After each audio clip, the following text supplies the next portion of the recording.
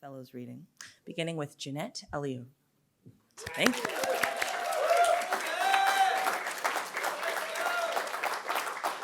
Hey, good morning, Sewanee. It's early. Thanks for being here. And thanks to Sewanee for having us. Super excited to be here, reading with some fabulous people, having already seen some fabulous readings. I'm going to read a little bit from my novel. When Bashkim moaned Punamuti into my ear, I'm telling you, man, I didn't need any translation. I'd figured out a little Albanian by then. The cusses the cooks hurled at the waitresses' wide asses. The cusses Ulka mumbled behind the waitress's back for making the cooks look in the first place. I even figured out some regular words, like hurry, because Bashkim was always telling my skinny ass to do it. Shpietelsi, shift started 10 minutes ago, lady. And I understood that Punamute meant shit when he pulled out and there was a sticky mess on my thighs, and I swear right then I felt something hitching up, moving like a squatter into my belly. No trespassing, I said, but I guess it was like me. Where else was it supposed to go? Did the condom break, I asked. He handed me a wad of balled-up Dunkin' Donuts napkins from the glove compartment. Let's go, he said. Inside, lady. Jesus Christ, did the condom break? Did it disintegrate? I don't even see it, I said. Don't worry, he said. Don't worry? What the hell? You didn't even answer me, I said. But that was just a fact, not a prompt. Of course he didn't answer me.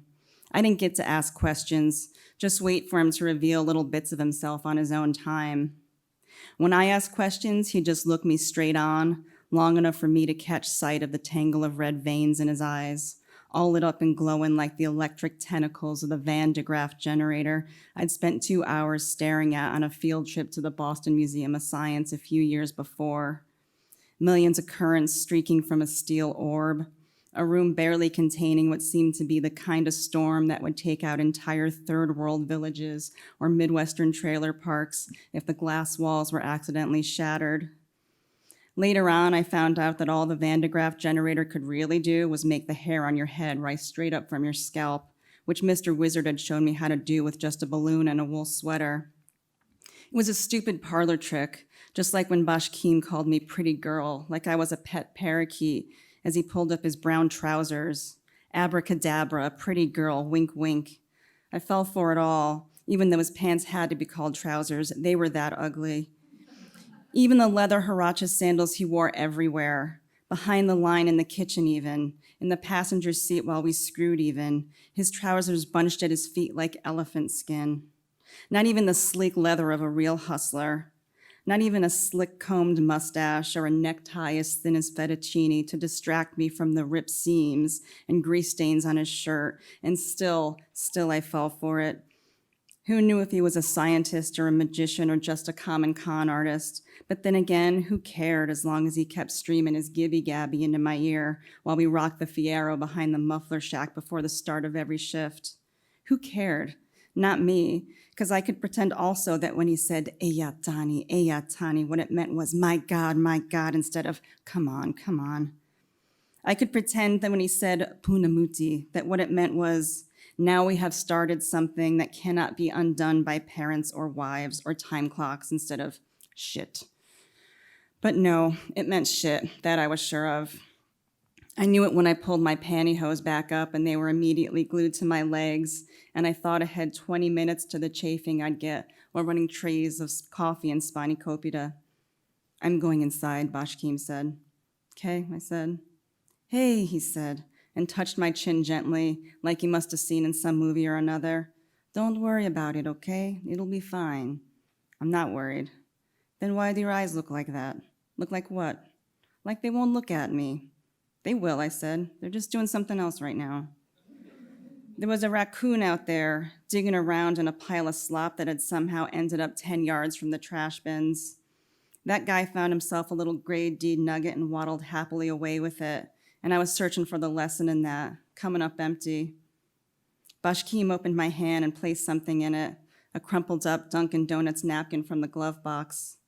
What's this? A rose, he said. See? It was a rose, or at least a napkin origamied into a rose shape. I put it to my nose. Smells like Tic Tacs, I said. "The orange kind," he said, "the best kind." "Thanks. I'm sorry I have the bad moods," he said. "It's okay. So much work, you know. I get tired." I nodded. "Not tired of you. Tired of French fries.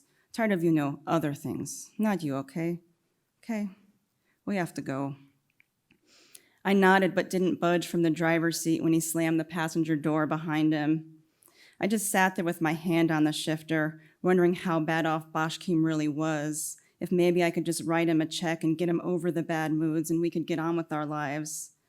Then I thought about the $17 in tips I'd made that night and realized that a check for me wouldn't get us that far, maybe just enough for gas to get us to the Poconos, the only place anyone in my family had visited since they crossed the ocean 40 years before and figured they'd done enough moving around for one bloodline.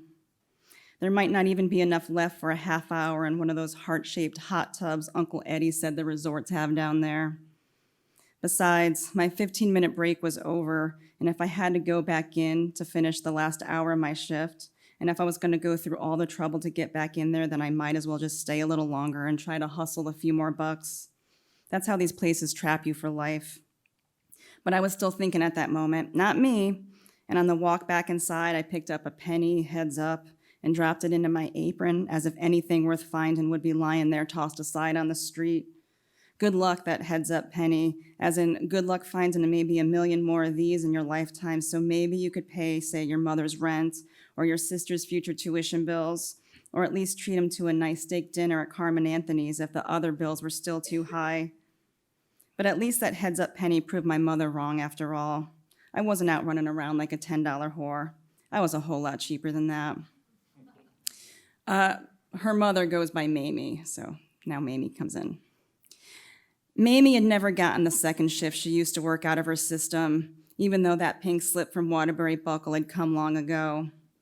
She'd been working a daytime gig at the Almond Joy factory a little down Route 8 for a couple of years, but she still lived at nighttime as if she didn't have to rise until afternoon the next day, staying up for news she perked up for only during the weather, and then late night talk shows with guests she'd never heard of, because the only actors she remembered the names of were the ones nobody else on earth did, people like Joel Grey and Ben Gazzara.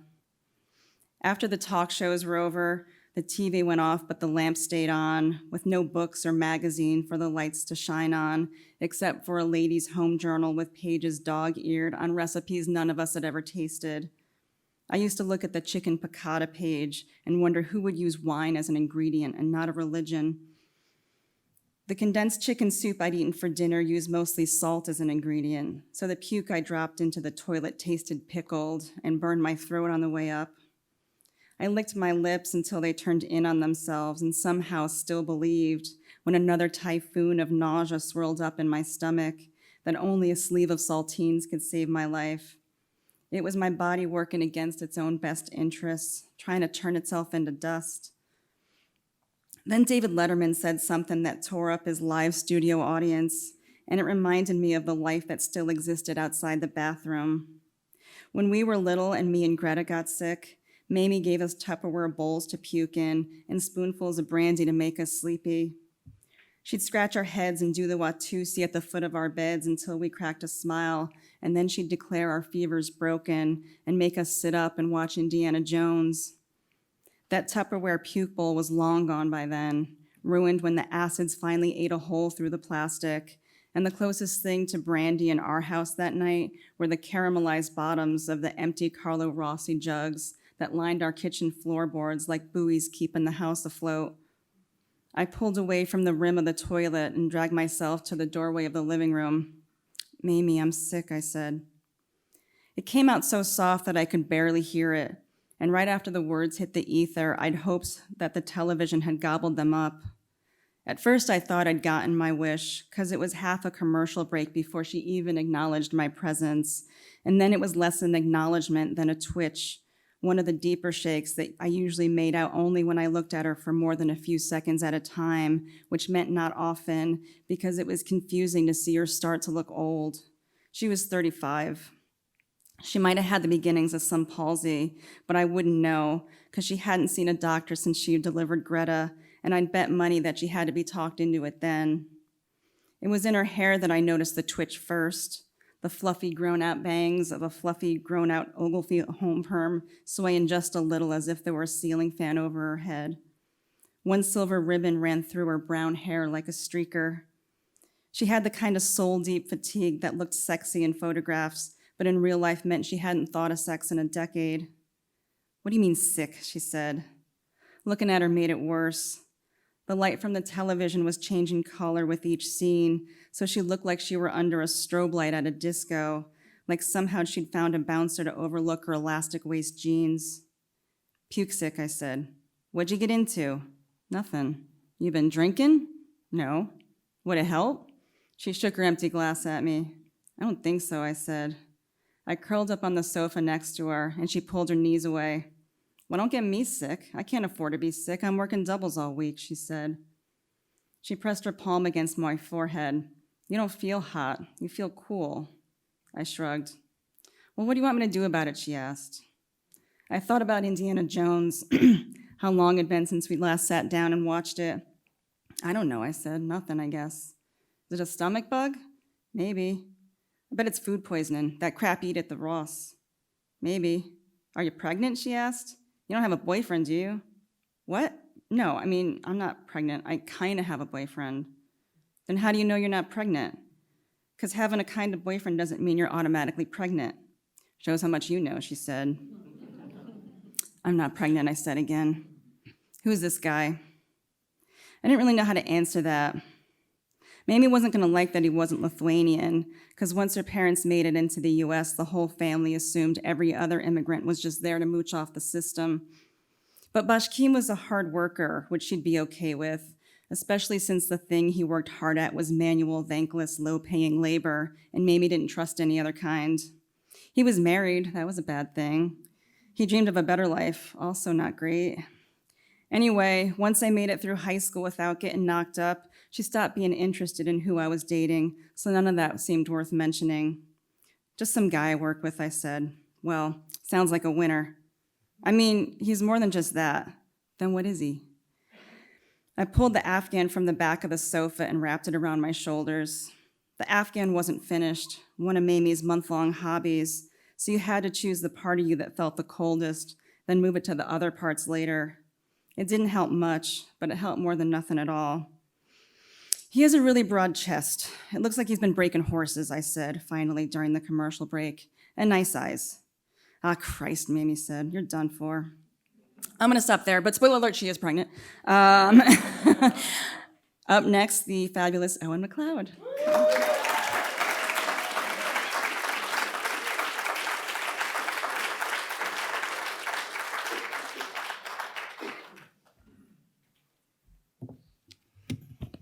It's a real unexpected honor to be here as a fellow. In fact, when I was first reading the list of fellows when it was published on the web, or maybe we call it the internet now, I was reading the names of all these fellows, and I was struck by the fact that I was the only one I'd never heard of. Let's get right into it with a poem about poetry. This poem is, I'm going to read 5 poems, by the way, if I can. This poem is about the difficulty of writing poetry, the difficulty of understanding poetry, the desire to get away from poetry, envying people who don't know about poetry and who don't care about poetry, but also finding that, at least for some of us, there's no escape from poetry. You could guess all this from the title, Thong Man. You've rubbed your sticks together for umpteen years and still no balloon animals. What's the secret to the secret of happiness? That guy over there, he swears it's a sea of thongs. You've never placed very much stock in such systems, preferring instead evening classes once a week, solitary mornings in the county herbarium, bumming the occasional cigarette. It's all good, pretty much, until it isn't. That's when you begin to wonder whether Thong Man isn't on to something after all. He never seems vexed by the eternal questions. What are the roots that clutch? Which roads diverged in a yellow wood? How could a rabbit be king of the ghosts? You can't Google the answers, so don't even try. The most you'll discover is that your old college girlfriend, the one you thought was crazy, is now a veterinarian in Cleveland. Meanwhile, that man perfects his tan, lounges Buddha-like in a cabana chair, employing your paperbacks as coasters. Why not join him for a while? Order an umbrella drink. He'll remind you that the sun is Apollo, god of poetry, master of metamorphosis. Then he'll playfully nudge your ribs and grin at you in your tangerine thong.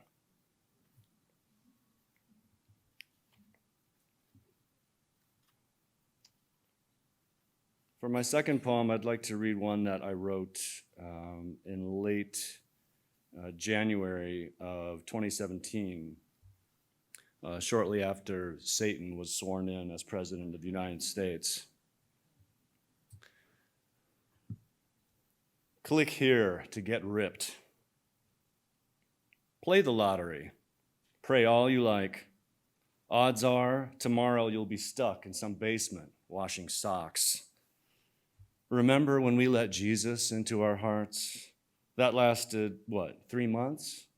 Now we're on eBay, selling industrial cornstarch in jars labeled Muscle Builder Max. Between shipments, we smoke hash with Randall, the midnight janitor.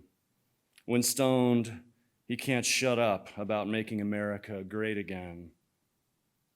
What Randall doesn't understand is that America is Jesus, that Jesus isn't coming back, that when Jesus leaves your heart, he leaves it worse than he found it. Punched in walls, rooms crammed with fast food bags, plumbing and electric shot to shit. Meanwhile, millions of adolescent boys, keenly sensing where the future's at, set their sights on getting ripped. Don't forget, the heart is a muscle, lads. We're here to help with that.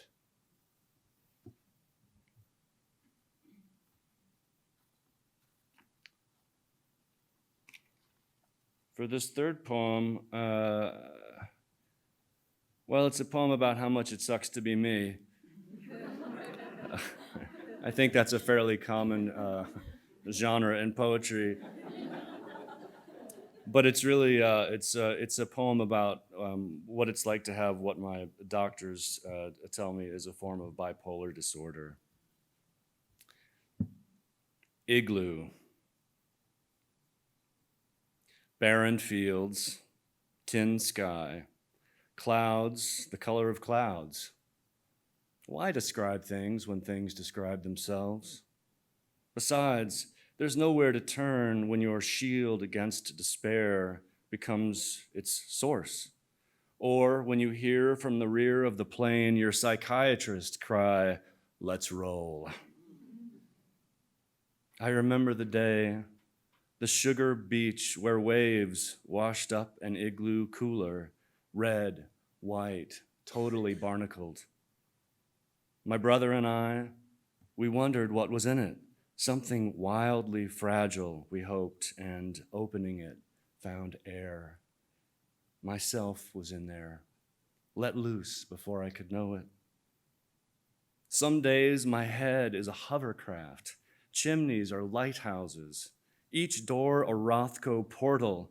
The hospital vending machines stocked with Sumerian gods. But it never lasts. Saturday's infinite garage gives way to the stairwells of Sunday, to Monday's dismal milk.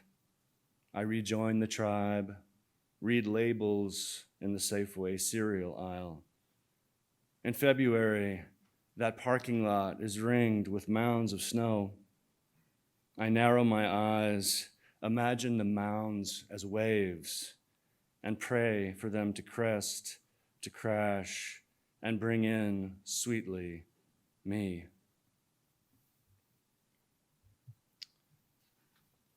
This fourth poem straddles a couple of fences. One fence is maybe the invisible, non-existent fence between poetry and prose, but it also straddles the fence between the real and the surreal. It's a little bit longer than the ones I've read thus far, but not too long. In my wife's vegetable garden, I was startled to find among the beans and cucumbers, the tomatoes and squash, the peppers, eggplants, cabbage, and kale, my head, or what seemed to be my head. It was certainly a human head pushing up through the soil, taking root, the skull cap, sprouting hair, facial features developing, weak chin, puffy cheeks, crooked nose, lips too thin for kissing. Definitely me. I casually brought it up. The cucumbers are coming along, I said. I also noticed a human head. Oh, it's something new I'm trying this year, she said. Pretty sure it won't work. I wanted her to say more, but her tone made it clear the conversation was over.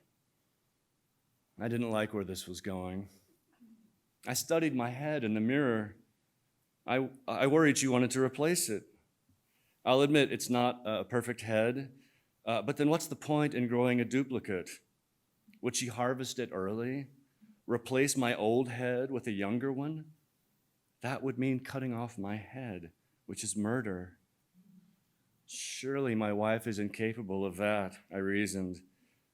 But would it be murder? Not if she were merely replacing a part. Yet how would that work? I hadn't heard of any head transplants. Then again, I'd not heard of heads growing in gardens either. Next morning, while she was jogging, I stole into the garden with a spade, intent on digging up my head and killing it. Have you ever tried to chop off your own head? It's not that easy, believe me, especially if it's staring right at you, helpless, up to its neck in dirt. I tried several times, but I just couldn't do it. I'd have to let it live. Maybe it would simply die on its own. I discreetly monitored the growth of my head. By August, it was mature, complete with beard and glasses. My wife reaped tomatoes, beans, cucumbers, kale, but not my head. She tended to it with care, fed its mouth by hand, brushed its teeth, tousled its hair. I didn't know whether to feel jealous or touched. It had been years since she'd shown such affection to me. We used to try to talk things through, fuck when we didn't want to, if only to be able to say we still did it. Now we slept in separate rooms, like siblings instead of lovers. One night, I was wakened by the sound of soft laughter from the garden. I went to the window.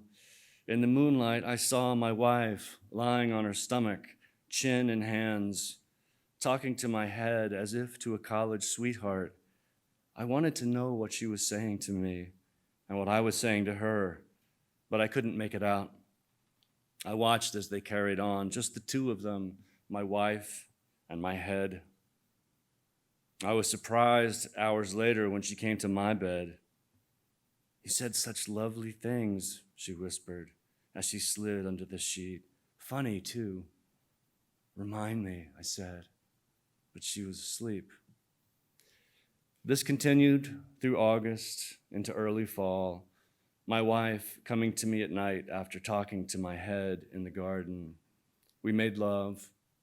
I didn't speak, fearing my words wouldn't compare to whatever I'd been saying out there.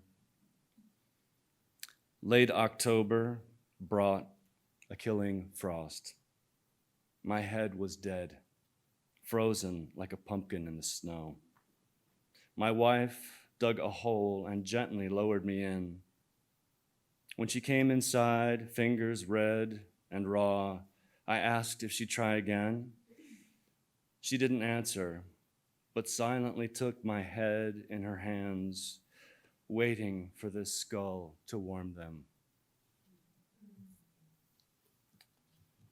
Those four poems are from my book, Dream Kitchen, which just came out in March. This last poem, it was published more recently. I know it's a great privilege to be able to write poetry, and that it's also a miracle when your work gets published. But I also know that it's heartbreaking when the world greets your work with silence. And I also know that what makes that especially painful is that, at least in my opinion, every creative act is ultimately an expression of love for the world. One more thing about this poem, and that is it's important to remember that my name is Owen McLeod. The Owen McLeod poet action figure.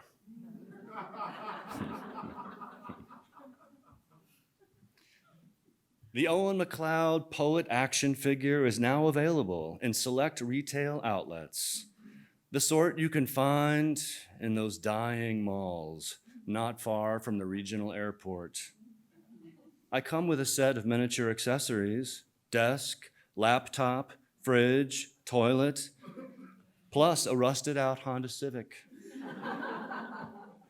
My limbs bend in such a way that you can slump me behind the laptop, staring into nothingness, or park me in front of the open fridge, contemplating emptiness.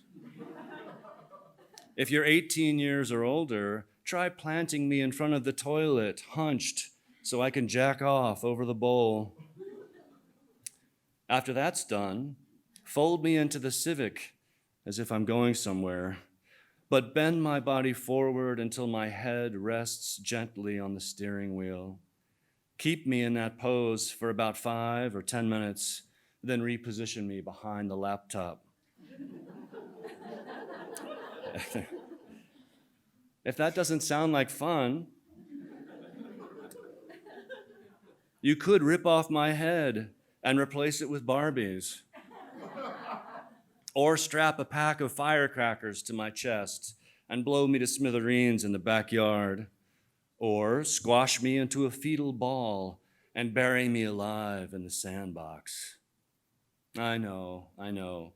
You outgrew action figures a long time ago. That's cool. I'm okay with languishing in the bargain bin, lodged between discontinued rawhide chews and last summer's glow-in-the-dark Frisbees.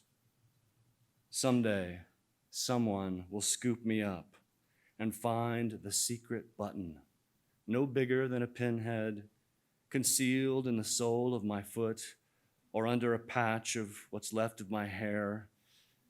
If you press it just right and hold me tight against your heart, I'll whisper the words, "You are infinitely precious. You are loved and you belong. You are stronger and more beautiful than even God could know." Thank you so much.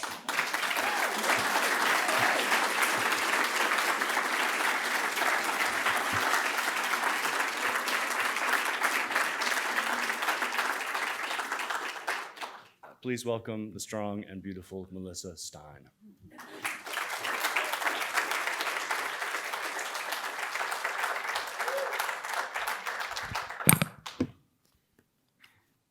Harder. If you're going to storm, I said, do it harder. Pummel nests from limbs and drown the furred things in their dens. Swell creek to flood, unhome the fish. Everything's gone too cozy. Winnow, flush, let's see what's got the will.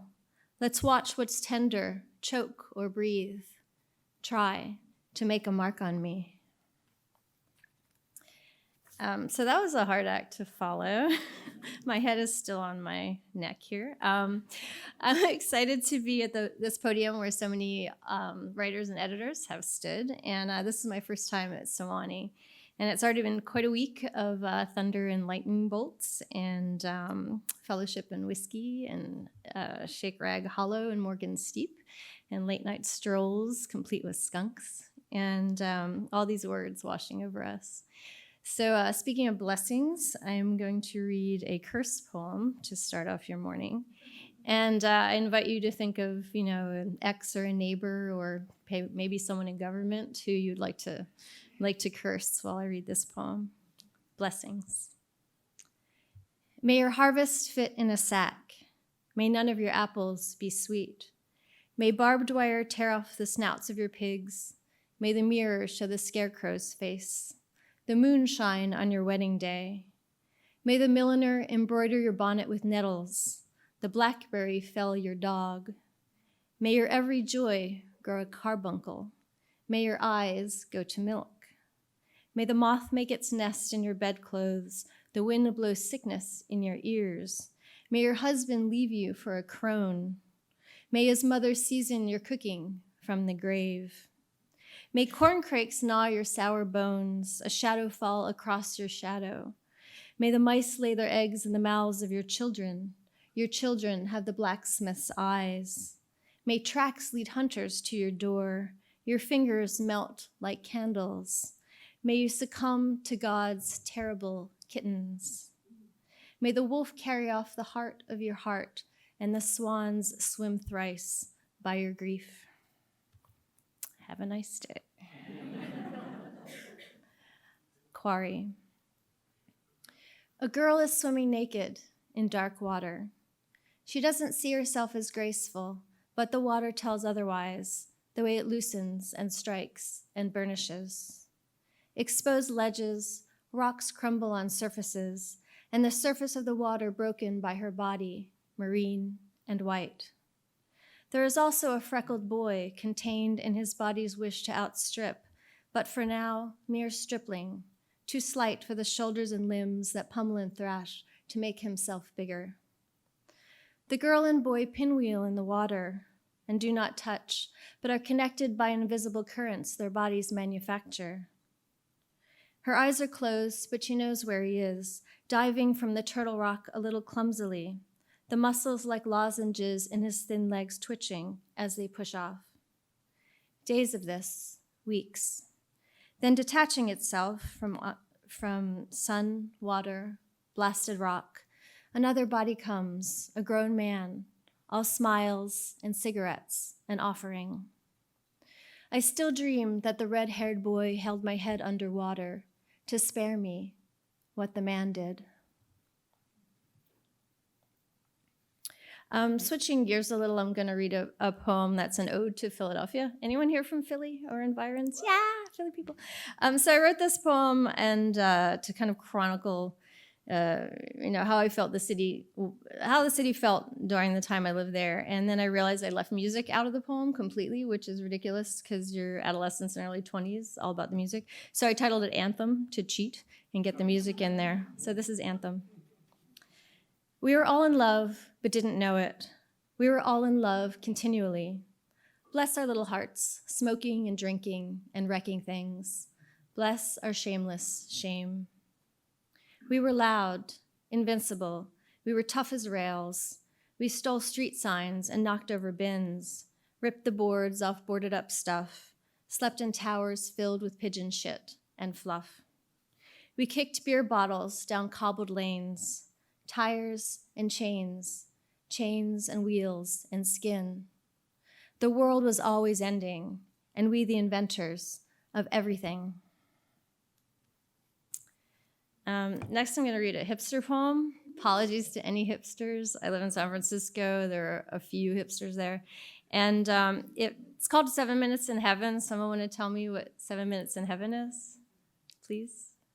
Yes.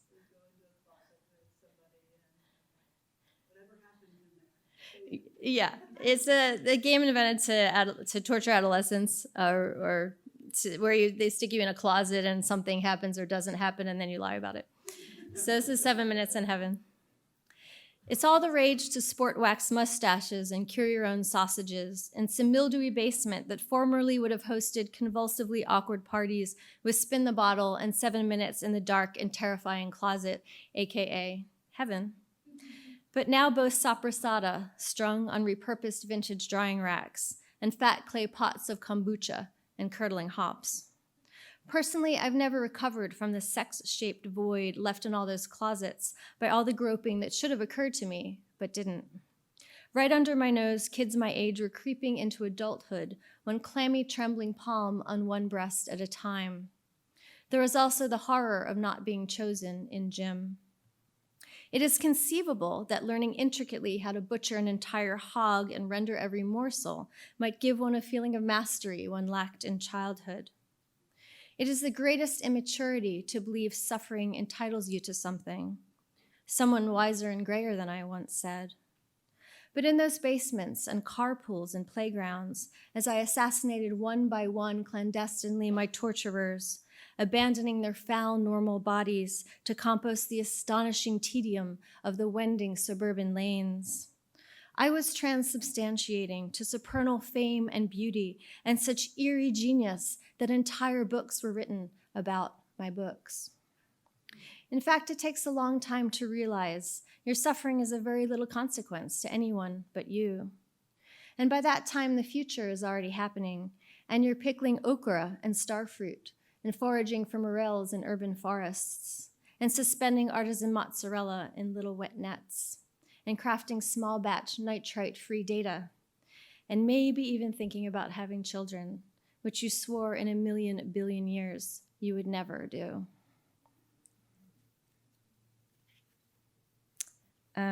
So I think I'm gonna switch to my first book, and it's gonna be Choose Your Own Adventure. I couldn't decide whether to read a poem about a couple having this crazy, crazy fight, or a pantoum that takes place half underwater.